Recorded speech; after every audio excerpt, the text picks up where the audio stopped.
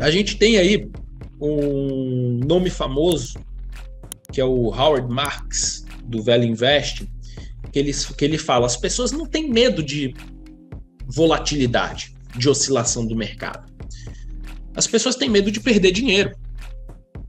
Então, muito se mede o risco de mercado pela volatilidade. Não é verdade. O verdadeiro risco de mercado está em cima da probabilidade de se ter uma perda permanente.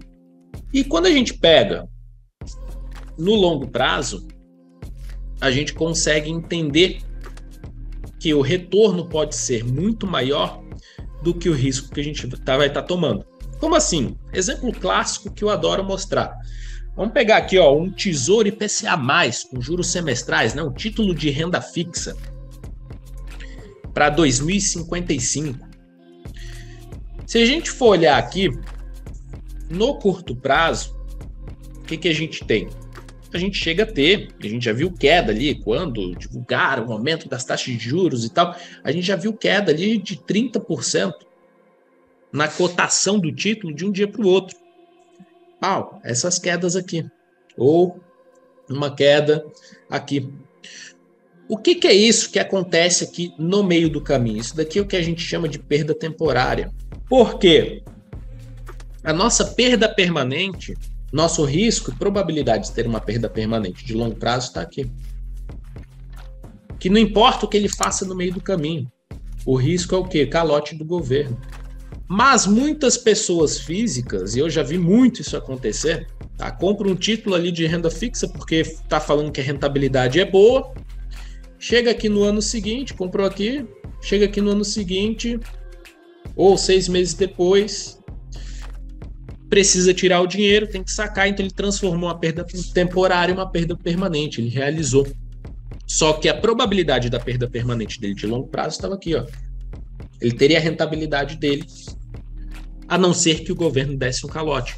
Então essa probabilidade aqui é muito baixa em comparação com o retorno. Tá, Léo, o que isso tem a ver com o mercado de renda variável? Se a gente for pegar aqui, por exemplo, as ações da Microsoft, elas caíram mais de 60% nos anos 2000 com a bolha da Telecom. Há 2 anos atrás também chegou a cair coisa na casa dos 40% também. Só que todas essas movimentações, elas são perdas temporárias. A perda permanente de longo prazo em uma empresa tá em uma empresa quebrar, falir. Então, quando a gente pega aqui a Microsoft, em todo o seu período, ela deu 345.140% de rentabilidade. E aí eu comecei a fazer conta, né? Fiquei pensando, caramba, o que teria acontecido se o meu pai, naquela época, tivesse colocado, obviamente que mal se falava de bolsa de valores, e muito menos no mercado americano, mas eu fui fazer conta, adoro fazer essas contas assim, né? Então fui fazer conta e ver quanto que meu pai teria hoje se ele tivesse pegado um ano das apostas dele na Mega Sena e tivesse colocado nas ações da Microsoft. Se ele tivesse feito isso, ele teria hoje aproximadamente, só de um ano, tá? Tô falando da vida inteira que ele jogou na Mega Sena, não, só de um ano. Ele teria aproximadamente 9 milhões de reais, sem precisar ter feito nenhum aporte no meio do caminho. Por quê? Porque o tempo, nesse caso, é o maior aliado. Por que se fala que o maior retorno está, evidentemente, no médio e no longo prazo? Porque a gente tem a ação dos juros compostos fazendo efeito, juros sobre juros. E quando a gente se trata, qual que é o risco, a probabilidade de perda permanente aqui da Microsoft? A empresa quebrar. Então essa probabilidade é muito baixa da Microsoft quebrar.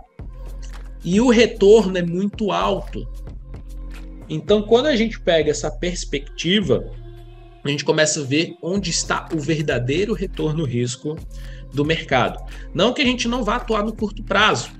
Curto e médio prazo, gerando renda, mas ele vai servir muito mais para fomentar isso daqui. Porque onde a gente tem baixo risco, é o que a gente sempre fala, né? A gente faz uma pergunta que é a seguinte: você tem dinheiro todo da sua vida. Vamos dizer que você foi lá e juntou 500 mil reais. Beleza. Você tem o dinheiro todo ali da sua vida. Você colocaria esses 500 mil reais em 4 estratégias especulativas? Ou aquela estratégia do pozinho ali, por exemplo? Ou qualquer outra estratégia especulativa, tá? Onde eu tento comprar, que seja no intraday, comprar a 10, tentar vender a 15. Ou você colocaria esses 500 mil reais em uma boa empresa que está sendo negociado por um bom preço. Pode até ser que você bote ali a maior parte do seu capital numa boa empresa, porque a probabilidade de perda permanente é baixa. E pegue um pouquinho ali de dinheiro para colocar ali em alguma estratégia especulativa, mas vocês vão ver que o maior resultado vai estar aqui. Por quê? Onde você vai conseguir colocar a maior parte do dinheiro, porque tem um baixo risco e maior potencial de ganho. Tá? Não impede que você possa fazer algumas coisinhas, mas provavelmente ali o capital vai ser muito menor. Vai ser muito menor. Tá? Isso daqui foi como um exemplo. Obviamente, diversificar é interessante, você pode montar uma estratégia pensando no longo, mas montar algumas estratégiazinhas aqui de curto, e tudo bem. Ok. Mas, onde temos o menor risco é onde colocamos o maior volume de dinheiro. Onde colocamos o maior volume de dinheiro é onde o tempo vai fazer esse capital se multiplicar. Então, para a gente conseguir o melhor retorno risco do mercado, é atribuir o risco ao valor e não ao preço. Quando atribuímos ao preço, o meu risco é de perder 3% para tentar buscar 10%. Sua relação retorno-risco vai ficar muito próxima de 1. E muitas pessoas, mesmo entendendo isso daí, e aí tem a necessidade de alavancar porque o retorno-risco é muito ruim, mesmo entendendo isso daí, às vezes a gente fala que a linha é tênue, né? Entre operar no mercado financeiro e às vezes virar um jogo. E eu percebi isso quando eu parei, porque ficava angustiado ali que eu não podia fazer nada no mercado, né? De estar operando e tal. E às vezes eu percebi, caramba, chegava final de semana, eu estava torcendo para chegar segunda-feira para o mercado abrir. Olha que loucura. Por quê? Porque essa linha é muito tênue.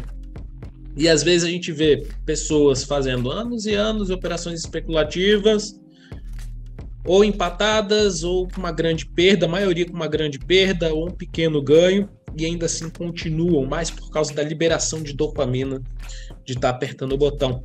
Então tem que ter cuidado, principalmente porque o curto prazo e as coisas que as pessoas falam pode tirar o foco da nossa grande construção que está aqui na frente.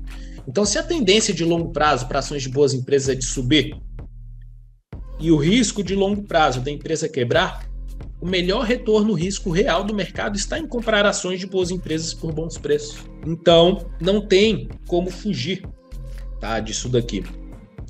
É o feijão com arroz. E lá no início, eu entendi até que esse retorno risco estava pautado nisso daqui. Só que eu falava, vou tentar pegar aqui, alavancar, eu tenho pouco dinheiro, e aí quando eu construir uma grana boa, eu vou começar a investir. E aí, esse vou começar a investir nunca chegava, porque o dinheiro ia ali se dizimando, né? Então, o cuidado que a gente tem que ter. Como gerar uma renda semanal em dólar, mesmo com pouco dinheiro e sem saber falar inglês? Para isso, você precisa investir nos Estados Unidos, usando o mercado mais lucrativo que existe para gerar renda toda semana de 20 até mais de $1.000. Hoje isso é possível para qualquer brasileiro e você pode começar o quanto antes. Se você quiser aprender como fazer isso, vou fazer uma imersão no Zoom de 2 dias inteiros ensinando como montar a estratégia mais lucrativa para a carteira de investimentos, como preparar a sua conta para gerar renda semanal em dólar nos Estados Unidos, como fazer a seleção de ativos com alta renda e baixo risco, como executar as estratégias de renda para gerar de 20 até mais de $1.000 por semana, como usar as opções para comprar um ativo por 1/5 do valor de mercado, como gerenciar as suas posições e estratégias. Bom, para participar é só clicar no botão abaixo e fazer a sua inscrição agora mesmo, lembrando que, por limitações da plataforma, as vagas são limitadas, então corre lá e garanta sua vaga.